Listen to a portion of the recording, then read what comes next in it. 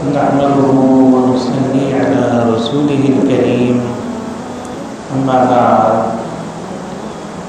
عن عائشة رضي الله تعالى عنها قالت السنة على المعتكف ألا يعود مريضا ولا يشهد جنازة ولا يمس المرأة ولا يباشرها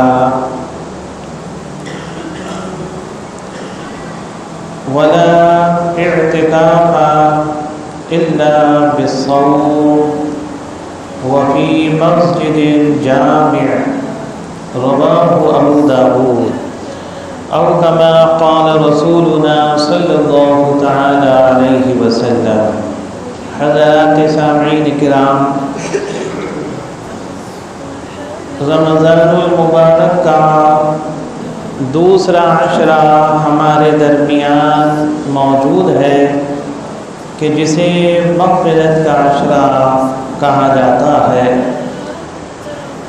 اور اس عشرے کے بھی چند دن باقی ہیں اور پھر جہنم سے خلاصی کا عشرہ شروع ہوگا، اور جیسے ہی 20 رمضان ہوگا، یعنی رمضان کی 20ویں تاریخ ہوگی، 20واں روزہ ہوگا، تو اس دن وہ حضرات کہ جن کو اللہ تعالیٰ نے توفیق عطا فرمائی ہے، جو نیت کرے ہوئے ہیں پہلے سے، کہ جنہوں نے نیت کر رکھی ہے، اہتمام ہے ان کا، لگن ہے ان کی، چاہت ہے ان کی کہ وہ اعتکاف کریں، تو وہ انشاءاللہ 20 رمضان کو تیار رہیں گے کہ غروب آفتاب سے پہلے پہلے مسجد میں داخل ہو جائیں۔ ابو داود کی حدیث کہ جو حضرت عائشہ صدیقہ رضی اللہ تعالی عنہا سے مروی ہے کہ وہ فرماتی ہیں کہ اعتکاف کرنے والے کے لیے یہ ضروری ہے کہ وہ مسجد کے اندر اعتکاف کی حالت میں رہے، باہر نہ نکلے عیادت کے لیے کسی مریض کی، اس نیت سے نہ نماز جنازہ میں شرکت کے لیے نکل کر چلا جائے باہر، نہ مباشرت کر سکتا ہے کہ گھر چلا جائے اور مباشرت کرے، اور اسی طریقے سے اعتکاف کرنے والے کے لیے ضروری ہے کہ روزے دار رہے۔ اور فرماتی ہے حضرت عائشہ رضی اللہ عنہا کہ اعتکاف اسی مسجد میں صحیح ہے کہ جس میں 5 وقتہ نماز با جماعت ادا کی جاتی ہو، اسی مسجد میں اعتکاف کرنا بہتر ہے۔ حضور صلی اللہ علیہ وسلم فرماتے ہیں کہ اعتکاف کرنے والا ایسا ہے جیسے کہ ایک سائل ہوتا ہے۔ فرمایا کہ سائل سوال کرنے والا جو لوگوں کے در میں جاتا ہے، اور حقیقت میں جو نوازنے والی ذات ہے وہ اللہ کی ہے، تو سب سے بڑا در اللہ کا ہے، مسجد ہے اللہ کا در، تو ہم جو اعتکاف کرنے والے ہیں وہ اللہ کے سائل ہیں، ہم انہیں یہ کہیں گے، تو حضور فرماتے ہیں کہ وہ آخر کے عشرے میں اللہ کے در پہ آ جاتا ہے، اور فرمایا کہ وہ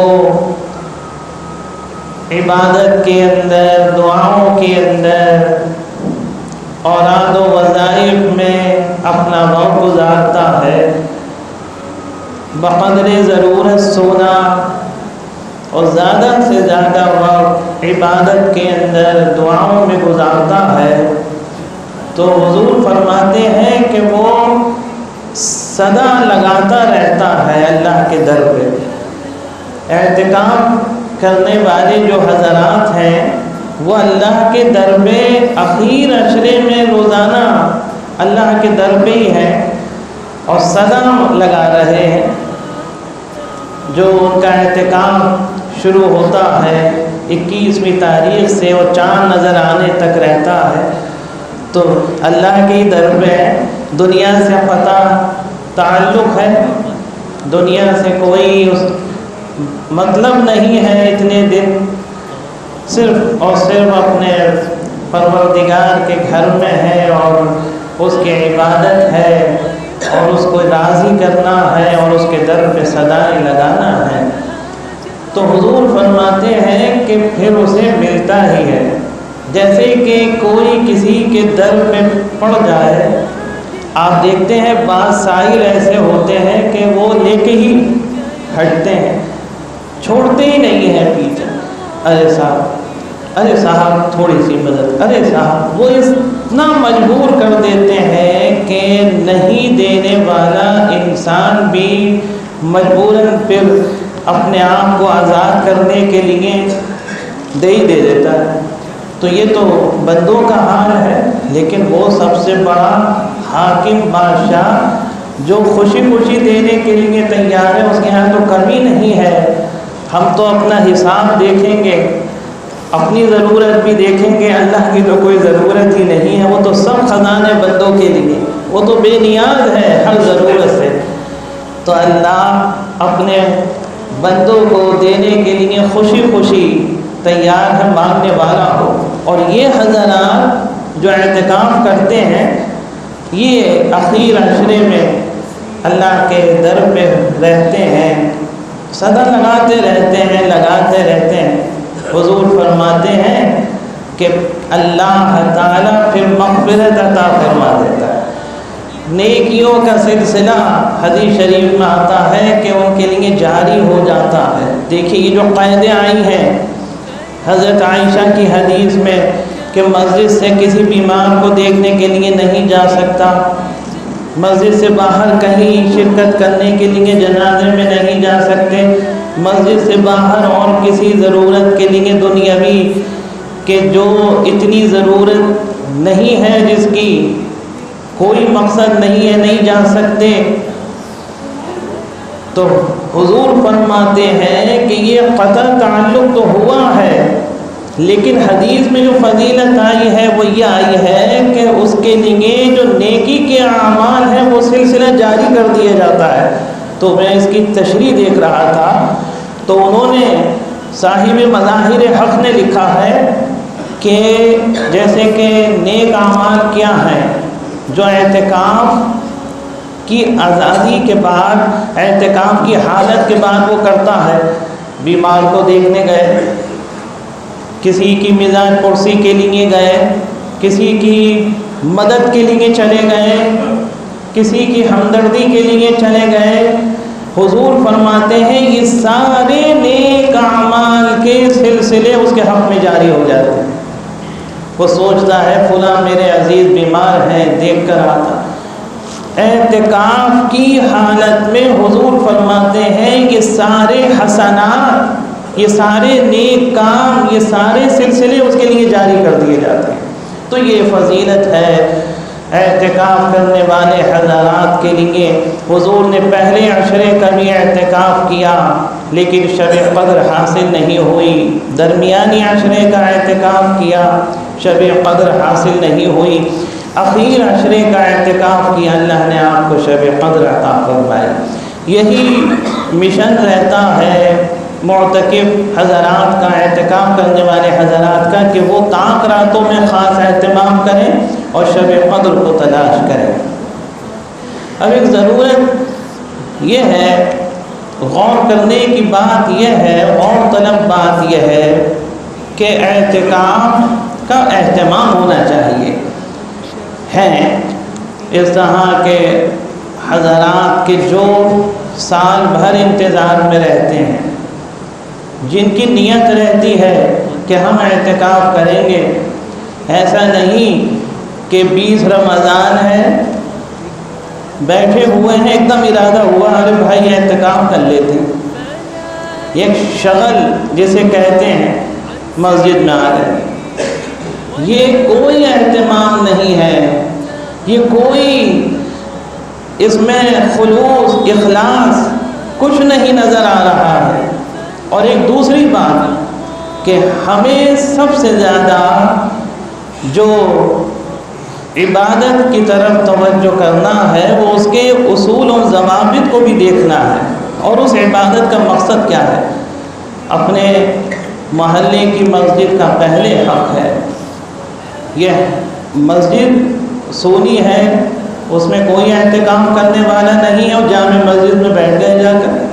یہ اپنے محلے کو چھوڑ کر دوسرے محلے کی مسجد میں احتکام کرنے کے لیے چلے گئے اور محلے کی مسجد سونی ہے، اس میں کوئی بھی نہیں ہے احتکام کرنے والا. یہ غلط ہے. اپنے ہی محلے کی مسجد کا پہلے حق ہے کہ اس میں اعتکاف کیا جائے. اس لیے اہل محلہ جو بھی جس محلے کے لوگ ہیں وہ اپنی ہی محلے کی مسجد میں اعتکاف کرنے کا اہتمام کریں. محلے کے لوگوں کا حق ہے، ہر مسجد کے محلے کے لوگوں کا حق ہے. اور دوسری بات، اعتکاف کا ارادہ ہو تو اس سے پہلے انتظامیہ سے، مسجد کی انتظامیہ سے ملیں، اس کا ذکر کریں تاکہ اس کے جو سہولیات کے مواقع ہیں اس کو بھی فراہم کرایا جائے کہ کتنے لوگ ہو گئے، صاحب فلاں کریں گے. تو علم ہونا چاہیے، اس کا اہتمام ہوتا ہے، اس کا انتظام قائم کیا جاتا ہے، سہولتیں دیکھی جاتی ہیں. یہ تو رہی اعتکاف کے تعلق سے بات. اور ایک بات اور عرض کر دوں کہ یہ مسجدیں جو سہولتیں نمازیوں کے لیے رکھی ہیں اس کا پورا اہتمام کرنا ہے اور اس کا فائدہ حاصل کرنا ہے، لیکن اس کو استعمال جو کرنا ہے وہ طریقے سے کرنا ہے. ہم دیکھتے ہیں وضو خانہ ہے ہمارا، وضو خانے میں پہلے سفید ٹائلز لگی ہوئی تھی، لیکن گٹکا پان کھا کر مسجد میں آتے ہیں، مسجد میں کلی کرتے ہیں، مسجد میں گٹکا تھوکتے ہیں، مسجد میں پان تھوکتے ہیں اور سب نشان آ گئے. اور ابھی جو دوسرے رنگ کی ٹائلز لگی ہوئی ہے گہرے رنگ کی، اس پر بھی نشان گٹکوں کے، پان کے، پیک کے نظر آتے ہیں. ارے بھائی، مسجد وضو کرنے کے لیے سہولت دے رہی ہے، وضو کریں آ کر، یہاں گندگی نہ کریں، وہ باہر سے صاف کر کے آئیں. یہ تو حضور نے منع فرمایا کہ لہسن کھا کر، پیاز کھا کر، حضور نے فرمایا مسجد کو نہ آؤ. فوراً فرمایا جس نے تازہ لہسن کھایا ہے، جس نے تازہ پیاز کھائی ہے وہ مسجد کو نہ آئے، کیونکہ منہ سے بانس آتی ہے. گٹکے والے کے منہ سے کتنی آتی ہے، وہ مسجد کے دروازے سے داخل ہوگا، مسجد کے اندر آئے گا، وضو خانے میں وہ گندگی کرے گا. اس لیے بھائی یہ پورا اہتمام رکھیں کہ وضو خانے کو صاف رکھنا ہے، اس کو استعمال کرنا ہے، طریقے سے کرنا ہے. اور تیسری بات، یہ ہماری مساجد جو سہولتیں نکاح کے تعلق سے فراہم کراتی ہے تو یہ مسجدوں کا حق ہے. ہم اس میں نکاح کی تقریب کرتے ہیں، اس مسجد کا ہمارے اوپر حق یہ ہے کہ ہم اس کا حق اس انداز سے ادا کریں کہ جو اس کا مقرر ہے وہ تعاون کریں. آپ نواب گیٹ والی مسجد کو دیکھ لیے، مدینہ مسجد کو دیکھ لیے، سب میں جتنے بھی نکاح ہوں گے مسجد کا تعاون طے ہے، وہاں پہ تعاون ہوتا ہے. اور وقت نہیں ہے میں اس پر اور عرض کرتا کہ ہم سے بہتر ہمارے اب مواضعات ہو گئے ہیں، دیہات ہو گئے ہیں، وہاں مسجد تو مسجد مدرسے کو بھی دیا جاتا ہے. اگر وہاں کوئی نکاح ہوتا ہے تو وہاں دولہا والے مسجد کو بھی دیتے ہیں اور کہتے ہیں صاحب مدرسے کو بھی دیے. مدرسہ کس کے اوپر ہے؟ لوگوں کے اوپر تو ہے. آپ اپنی تقریر میں لاکھ روپیہ اٹھا رہے ہیں, مسجد کو 1000 روپے نہیں دے سکتے, مدرسے کو 1000 روپے نہیں دے سکتے. دیے, دلواتے ہیں, اور قاضی صاحب کو بھی دلواتے ہیں. یہاں تک کہ نکاح کوئی بھی پڑھائے, قاضی صاحب کا طے ہے کہ قاضی صاحب کا ہدیہ یہ دیا جائے گا. انہوں نے اتنا سوچا ہے. ہم سمجھتے ہیں پچھڑے ہوئے ہیں, لیکن بھائی معاملات میں وہ بہت بہتر ہیں. اللہ تعالیٰ ہدایت عطا فرمائے اور ہمیں دین کی خدمت کی توفیق عطا فرمائے, اور دین والوں کی بھی عطا فرمائے, مسجدوں کی بھی خدمت کی توفیق عطا فرمائے. آمین. وآخر دعوانا الحمدللہ.